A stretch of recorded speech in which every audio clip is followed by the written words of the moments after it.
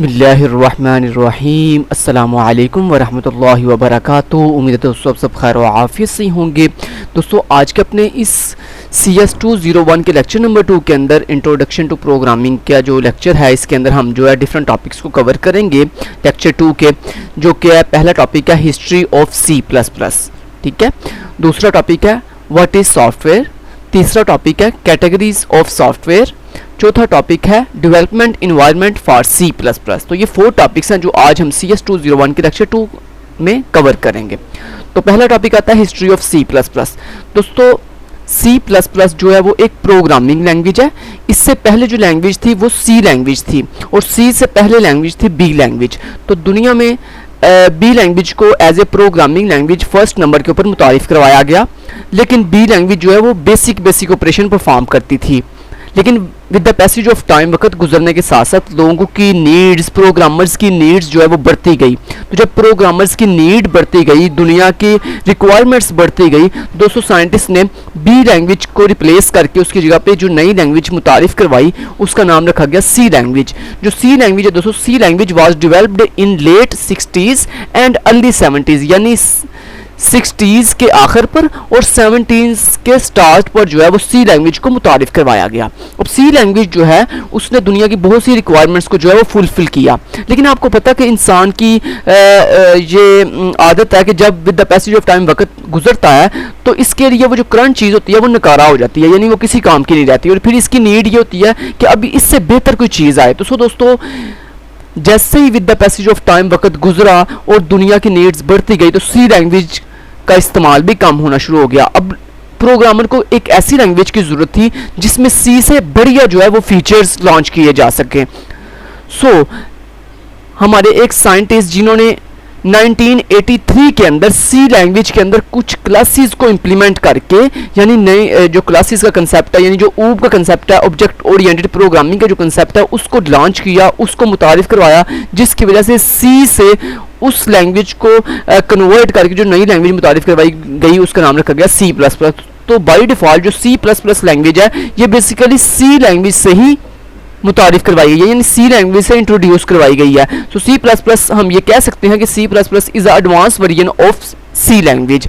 And C++ जो दोस्तों language है ये प्रॉपर जो लॉन्च हुई थी वो 1985 के अंदर, यानी 1985 के अंदर C++ लैंग्वेज प्रॉपरली पूरी दुनिया के अंदर जो है वो पब्लिश्ड की गई थी, ठीक है। तो ये थी history of C++ language. Next चलते हैं और देखते हैं व्हाट इज सॉफ्टवेयर। दोस्तों सॉफ्टवेयर क्या होता है? Is a set of instructions और commands which tell the computer what to do.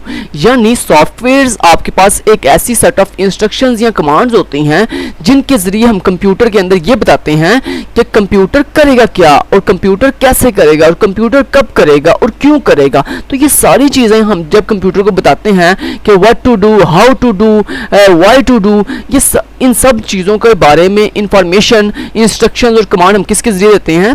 Software के जरिए। तो सॉफ्टवेयर की definition is a set of instructions of और commands which tell the computer what to do. Okay, then next जो topic आता है वो आता है कैटेगरीज ऑफ सॉफ्टवेयर। दोस्तों सॉफ्टवेयर को जो है 2 कैटेगरीज में डिवाइड किया गया। There are 2 types of softwares or categories of software. First one is system software and second one is application softwares. Okay, first number के ऊपर दोस्तों आ जाते हैं हमारे पास सिस्टम सॉफ्टवेयर। अब ये कौन से सॉफ्टवेयर होते हैं दोस्तों? Type of computer program that is design to run a computer hardware. यानी ये जो सिस्टम सॉफ्टवेयर होते हैं ये ऐसे सॉफ्टवेयर होते हैं जो हमारी नॉर्मल एप्लीकेशंस नहीं होती, बल्कि ये जो कंप्यूटर को यूज करने वाला यूजर है उसकी जो बात है वो रैम तक, यानी कंप्यूटर के हार्ड ड्राइव तक कौन पहुंचाता है? हार्डवेयर तक पहुंचाता है आपका सिस्टम सॉफ्टवेयर। तो यानी हार्डवेयर और यूजर के दरमियान कम्युनिकेशन का वर्क करता है कौन? System software. इसको हम एज ए ब्रिज भी कह सकते हैं। ये एक यूजर और हार्डवेयर के दरमियान ब्रिज का काम करता है, ठीक है। तो सिस्टम सॉफ्टवेयर कौन से होती हैं? लेट्स से जो आपका ऑपरेटिंग सिस्टम है, ऑपरेटिंग सिस्टम यानी आपने इंस्ट्रक्शन दी गई यार ये MS ऑफिस जो है वो ओपन करो। अब MS ऑफिस ओपन करना है, सो ये इंस्ट्रक्शन आगे हार्डवेयर को कौन कम्युनिकेट करेगा? ये करेगा आपका ऑपरेटिंग सिस्टम। तो this operating system is called a system software. तो यानी ऐसे सॉफ्टवेयर्स जो आपकी बात को, यानी यूजर की बात को हार्डवेयर तक पहुंचाते हैं, ऐसे सॉफ्टवेयर को हम सिस्टम सॉफ्टवेयर कहते हैं। अब दोस्तों इनकी कुछ एग्जांपल हैं, जैसे विंडोज़ हो गई, जैसे लिनक्स ऑपरेटिंग सिस्टम हो गया, जैसे यूनिक्स ऑपरेटिंग सिस्टम हो गया, जैसे मैक का ऑपरेटिंग सिस्टम हो गया। तो ये सारे क्या हैं, ये सारे के सारे सिस्टम सॉफ्टवेयर्स हैं। नेक्स्ट आ जाते हैं जी एप्लीकेशन सॉफ्टवेयर्स। दोस्तों एप्लीकेशन सॉफ्टवेयर्स वो होते हैं जो हम यूज़र जो हैं वो अपने पर्पज़ को, अपने कुछ स्पेसिफिक टास्क को फुलफिल करने के लिए यूज़ करते हैं। तो जो सॉफ्टवेयर यूज़र खुद डायरेक्टली यूज़ करते हैं, जैसे देखिए मैं MS वर्ड डायरेक्टली यूज़ कर रहा हूँ, तो this is a application software. तो यहाँ पे डेफिनेशन लिखी हुई है, एनी प्रोग्राम और group of programs that is design for the end user, यानी ऐसे प्रोग्राम या ग्रुप ऑफ प्रोग्राम जो एंड यूजर के लिए डिजाइन किए जाते हैं, यानी एंड यूजर कहते हैं जो कंप्यूटर को यूज कर रहा है। तो ऐसे सॉफ्टवेयर जो इन एंड यूजर के लिए क्रिएट किए जाते हैं उनको हम एप्लीकेशन सॉफ्टवेयर कहते हैं। It is also called and user software, और इनको जो है वो एंड यूजर सॉफ्टवेयर भी कहा जाता है। एग्जाम्पल के तौर पर MS Word, MS Excel, MS PowerPoint, VLC media player, Chrome, PDF reader. तो ये सारे क्या है, ये एप्लीकेशन सॉफ्टवेयर है जिनको हम डायरेक्टली जो है वो एंड यूजर यूज करता है, आप भी यूज करते हैं, मैं भी यूज करता हूं। तो ये सारे क्या है, एप्लीकेशन सॉफ्टवेयर हैं। नेक्स्ट दोस्तों बात आती है जी डेवलपमेंट इन्वायरमेंट फॉर C++। दोस्तों जब भी आपने C++ की डेवलपमेंट करनी है तो उसके इन्वायरमेंट के लिए आपको कुछ चीज़ों की ज़रूरत पड़ती है, जिनमें ये तमाम चीज़ों के मैंने पॉइंट्स लिखे हुए हैं। तो पहली जो चीज़ जिस चीज़ की आपको जरूरत पड़ती है वो है जी एडिटर। अब एडिटर क्या चीज़ है दोस्तों, एडिटर आपका वो प्लेटफॉर्म होता है, वो जगह होती है जहां पे आप अपना C++ का कोड करते हो, यानी कोड टाइप करते हो, उसको हम एडिटर कहते हैं। नेक्स्ट आ जाता है इंटरप्रेटर एंड कंपाइलर। ये इंटरप्रेटर एंड कंपाइलर क्या चीज़ है दोस्तों, इंटरप्रेटर और जो कंपाइलर होता है, लेट्स से आपने C++ के अंदर कोड किया। अब दोस्तों वो जब कोड आप एग्जीक्यूट करते हो तो वो कोड आपका जो रैम है, आपका जो प्रोसेसर है, उसको समझ आपके कोड की नहीं आती, उसको किसी की समझ आती है, क्योंकि आपको पता है कंप्यूटर जो है ये 0101 यानी बाइनरी फॉर्म को समझता है, अंडरस्टैंड करता है, ये आपकी कोडिंग को नहीं समझता। सो आपकी कोडिंग को बाइनरी लैंग्वेज के अंदर यानी 0101 की फॉर्म के अंदर कौन कन्वर्ट करता है, इंटरप्रेटर एंड कंपाइलर। तो इंटरप्रेटर या फिर कंपाइलर ये दोनों क्या करते हैं, ये आपके कोड को किसी भी लैंग्वेज के हाई लेवल लैंग्वेज के कोड को किस में कन्वर्ट करते हैं, बाइनरी लैंग्वेज के अंदर, यानी ऐसी लैंग्वेज के अंदर जिसको कंप्यूटर इजीली अंडरस्टैंड कर सके। अब दोस्तों इंटरप्रेटर एंड कंपाइलर में क्या डिफरेंस है, करते तो ये दोनों काम एक ही है कि यानी ये आपके कोड को जो है वो एक ऐसी लैंग्वेज में कन्वर्ट करते हैं जो कि जिसको कंप्यूटर इजीली अंडरस्टैंड कर सके।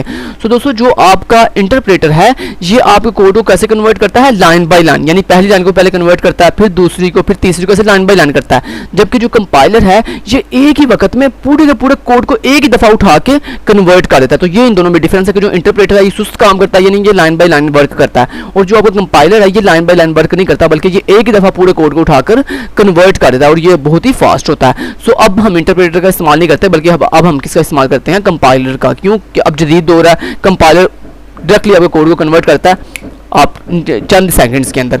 सो नेक्स्ट आता है जी डिबगर। डिबगर क्या चीज़ है दोस्तों, डिबगर ये होता है कि जब फर्ज करें आपने कोई कोड किया और उस कोड के अंदर आपने कोई लॉजिकल प्रोग्राम एरर कर दिया। लॉजिकल एरर क्या होता है, लॉजिकल एरर फर्ज करें ये लॉजिकल एरर दोस्तों ये होता है, फर्ज करें आपने दो नंबर्स को जो है वो प्लस करना था और आपने गलती से प्लस की जगह पे माइनस लगा दिया, तो this is a logical error, यानी ऐसा एरर जिसको कंपाइलर सॉल्व नहीं करता, बल्कि हम यूजर खुद ही इस एरर को करता है और खुद ही इसे सॉल्व करता है। क्योंकि देखिए अब कंपाइलर को कोई इल्हाम तो नहीं होना कि आपने यहाँ पे प्लस लगाना था, गलती से आपने माइनस लगा दिया। तो ये होते हैं लॉजिकल एरर जो ह्यूमन खुद करते हैं और ह्यूमन इनको ठीक करते हैं। दोस्तों लॉजिकल एरर को देखने के लिए कि हमने लॉजिकल एरर कहाँ पे किया है, तो ये इसको चेक करने के लिए हम किसका इस्तेमाल करते हैं, डिबगर का। तो दोस्तों डिबगर जो होता है ये बेसिकली हमारे लॉजिकल एरर को सॉल्व करने में हमारी हेल्प करता है। नेक्स्ट आता है जी लिंकर। लिंकर दोस्तों ये होता है कि जब आप अपने कोड के अंदर किसी फंक्शन को कॉल कर रहे हैं या फिर किसी मेथड को कॉल कर रहे हैं, तो उनको कॉल करने के लिए किसका इस्तेमाल किया जाता है, लिंकर का इस्तेमाल किया जाता है। तो लिंकर जो है बेसिकली आपके कोड के अंदर आपके डिफरेंट फंक्शंस को कॉलिंग करने के लिए यूज किए जाते हैं, किया जाता है। नेक्स्ट आता है जो दोस्तों लोडर। लोडर क्या चीज़ होती है दोस्तों, जब आप कोई कोड करते हो किसी भी लैंग्वेज के अंदर, तो वो आपका कोड कहाँ जाके स्टोर होता है, वो आपका आपकी हार्ड ड्राइव के अंदर, यानी हार्ड ड्राइव के अंदर या हार्ड डिस्क के अंदर जाके स्टोर होता है। दोस्तों जब आप किसी चीज़ को सारी चीज़ें आपको पता है आपकी हार्ड डिस्क के अंदर स्टोर होती है, जब आप उस चीज़ को उठाकर अपनी जब आप किसी भी चीज़ को रन करते हो तो वो कहाँ आती जाती है वो आपकी हार्ड डिस्क से उठकर कहाँ चली जाती है, आपकी मेन मेमोरी के अंदर, यानी जिसको हम रैम कहते हैं, वहां जाती है। वहां जाके आपकी हर चीज जो है वो एग्जीक्यूट होती है। इसी तरह दोस्तों जब आप कोई भी किसी भी लैंग्वेज में कोड करते हो तो वो कोड कहाँ पड़ा होता है, हार्ड डिस्क के अंदर। तो दोस्तों जब आप उस कोड को एग्जीक्यूट करते हो तो वो कोड कहाँ आता है, हार्ड डिस्क से उठकर आपकी रैम के अंदर यानी मेन मेमोरी में आता है। तो आपके कोड को आपकी हार्ड डिस्क से उठाकर आपकी मेन मेमोरी में लोड कौन करता है, लोडर। तो ये लोडर का काम होता है कि आपके कोड को हार्ड डिस्क से उठाकर मेन मेमोरी में यानी रैम में लोड करना, लोडर का काम होता है। तो ये दोस्तों कुछ इन्वायरमेंट की थिंग्स जो आपको डेवलपमेंट के लिए जरूरी थी, जिनके बारे में मैंने आपको सारा बता दिया, गाइडलाइन दे दिया कि editor, interpreter and compiler, debuggers, linkers and loader क्या चीज़ होती हैं। तो यहाँ तक आपका लेक्चर नंबर 2 जो है वो कंप्लीट होता है। उम्मीद करता हूँ आपको वीडियो अच्छी लगी होगी, और अभी तक आपने हमारे चैनल KST लर्निंग सब्सक्राइब नहीं किया या फिर हमारी वेबसाइट khizrshelltechnical.com को विजिट नहीं किया तो विजिट भी कर लीजिए, उसको ज्वाइन भी कर लीजिए, और साथ साथ हमारे साथ बने रहिए।